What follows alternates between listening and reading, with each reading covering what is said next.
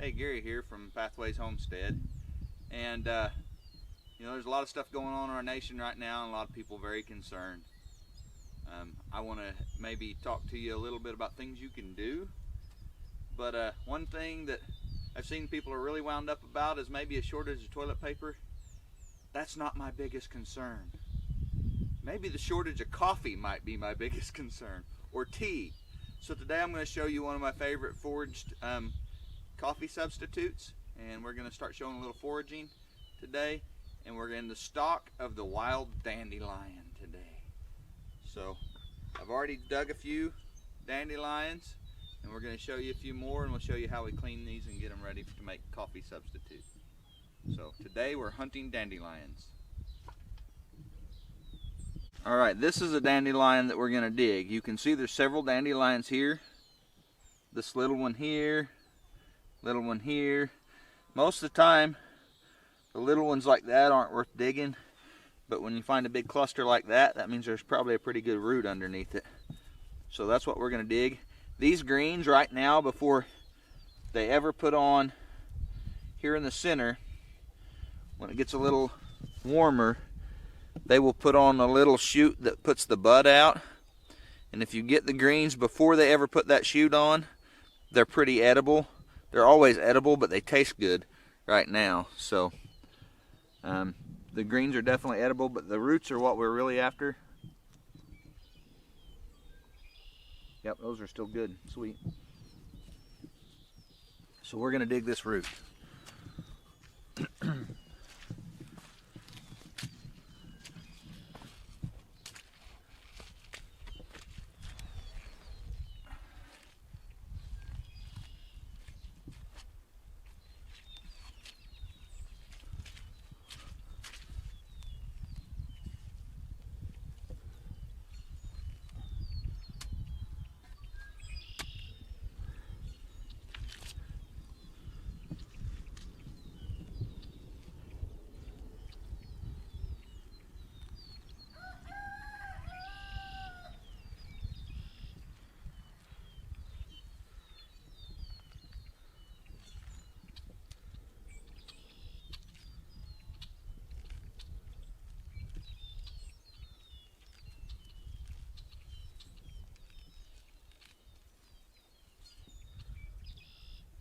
You can tell it's pretty muddy here, and this black dirt gets pretty sticky.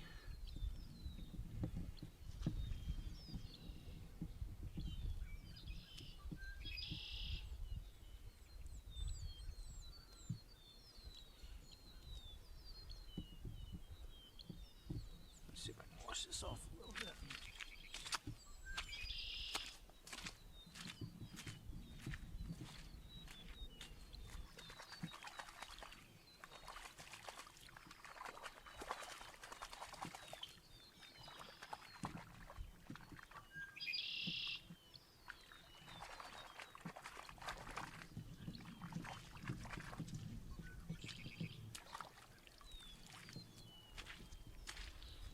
And that's what we're after. Pretty good sized roots on that dandelion. And so that's what we're after today. And we're going to dig a few more of these, and then we'll show you how we process them. This one's got the bud started already. That's where the bloom, that'll come out and bloom. That'll open before long. The bloom itself, when it's nice and yellow, makes a really nice tea also. But when you start getting that bloom, these will get fairly bitter. The leaves will get fairly bitter. So we're going to go ahead and dig this one and see what kind of root it's got on. Oh, there's another bloom starting right there. Alright, I'm going to give them kind of a basic rinse right here in this mud puddle at the bottom of the terrace. Get some of the big clumps of dirt off of them.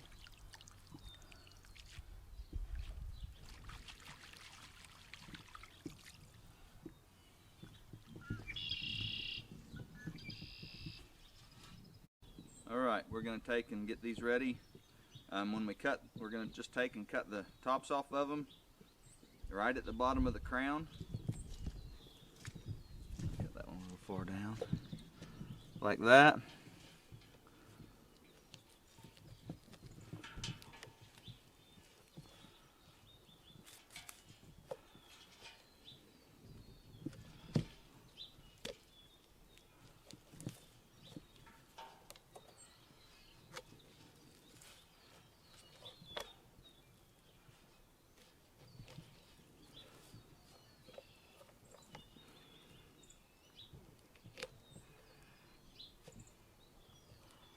Alright.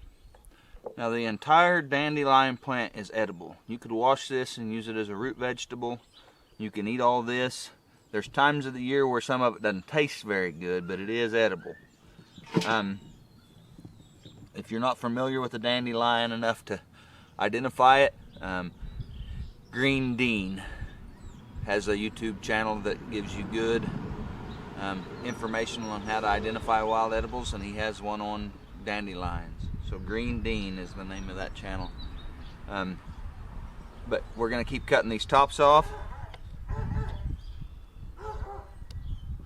And I have in the past saved these tops and made scrambled eggs with them.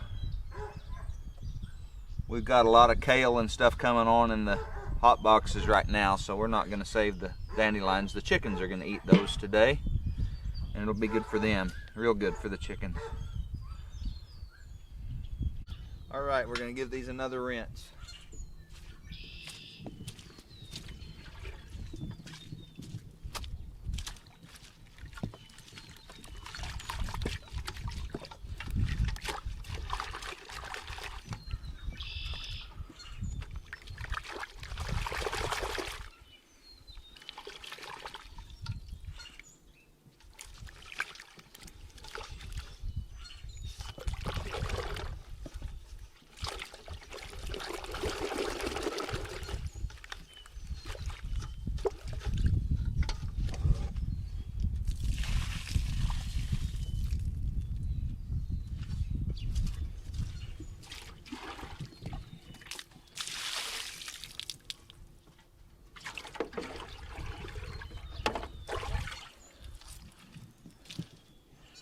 Alright, we're going to let those soak a few minutes to get more of the mud loose while we feed these to the chickens.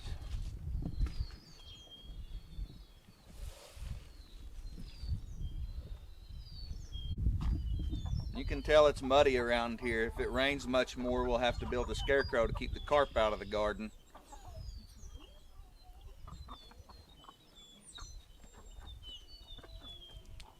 Yeah, they like that.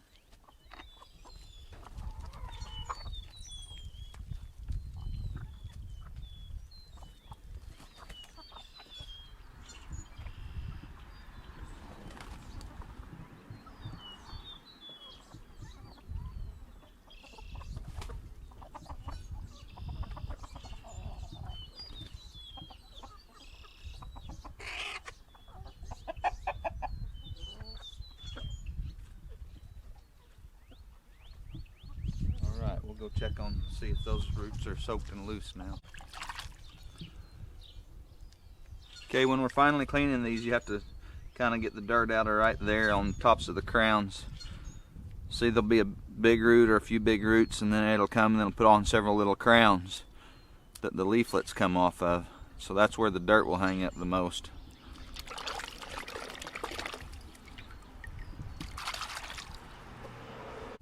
All right. We're going to spread these out here and let them dry in the, I hope, the sunshine. They may get rinsed off again by the rain, who knows. We're going to set these out and let them dry, and then later we'll show you how we finish processing them.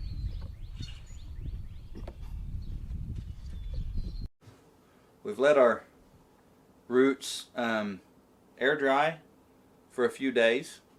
You can do this for a couple of hours or whenever you get to it. We got kind of busy, so these have dried for a couple of days. They're a little brittle, but they're still kind of pliable. That's about right time to roast them, I think.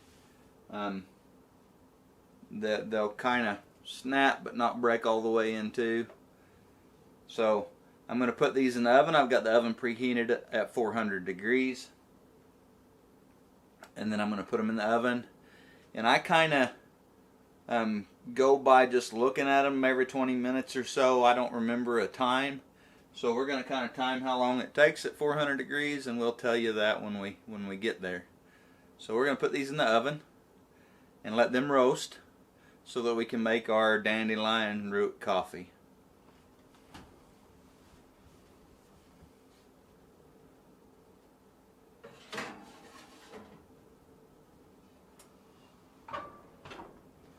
Alright, and I'll check on these about every 20 minutes or so, and I'll let you know. I'll show you when I pull them out, and I'll let you know how long it actually took this time.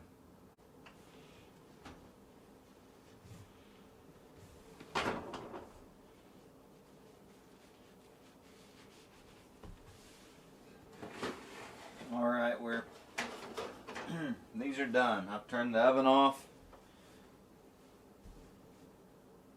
and they were in there 30 minutes. So 30 minutes. You can see that these are good and roasted. The smaller parts are almost charred, and the bigger parts are good and brown. They're really crispy. They got a smell. They smell somewhat like roasted peanuts. They smell like roasted peanuts and coffee, kind of. They got almost a little bit of a floury hint to them. So we're going to let these cool, and then we'll grind some in our coffee grinder and use them for coffee. We're going to take our coffee grinder here, and we're going to put, I just got a little cheap electric coffee grinder, and I'm going to use it to grind this dandelion roots a little bit so we can make coffee out of it.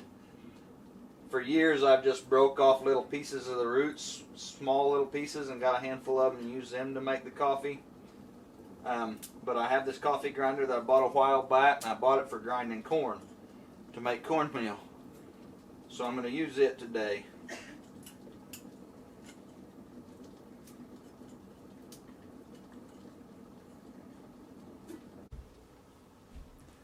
You can see I've got just a handful of the roasted roots up in there, and this is what the roots look like when they're roasted. You can see they've gotten quite a bit darker. I don't know if you can hear that, but they're quite brittle to the touch. They're ready to turn into coffee. However you want to use to make your coffees fine. I have found that this dandelion tea or coffee takes on a little better flavor if it can set in the water for a while. So I have just put it right in the pot and boiled it in water. Today we're using one of these reusable tea bags.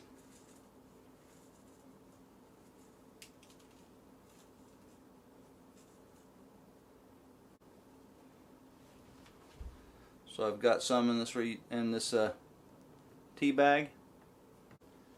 I'm going to put it in my coffee cup, and I'm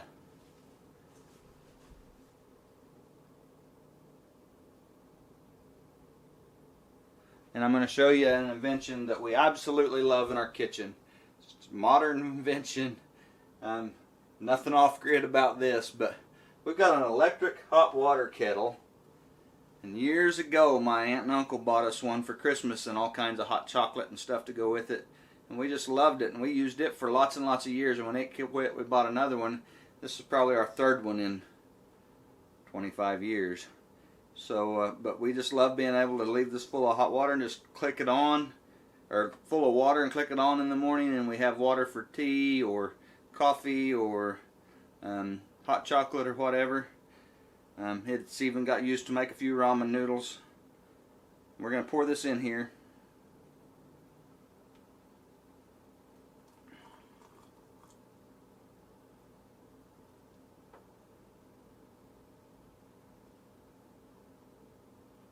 It's definitely got a very unique smell. Kind of floury, roasted peanut coffee flavor or smell.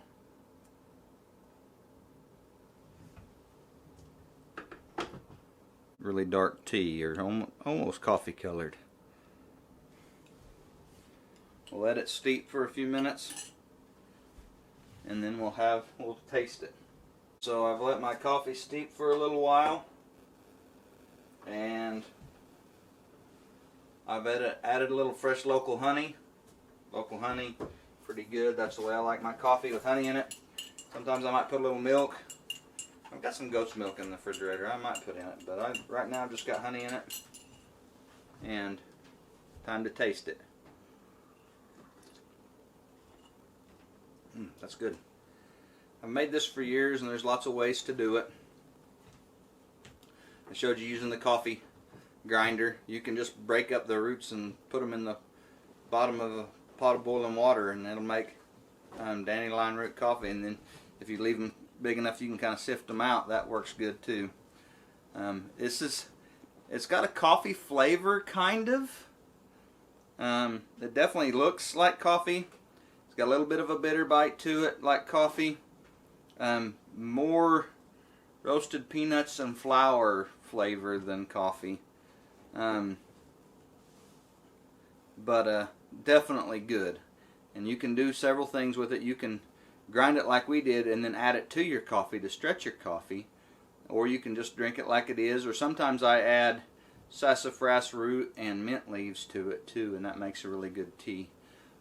One thing about it, it's not caffeinated, but it does have dandelion root is a little bit of a diuretic, so it will make you pee. But it's not caffeinated, so it's a pretty good substitute, especially if you don't have coffee or you don't have the money to buy coffee. But also, it's good to have just because it's good. So there you have it, dandelion root coffee.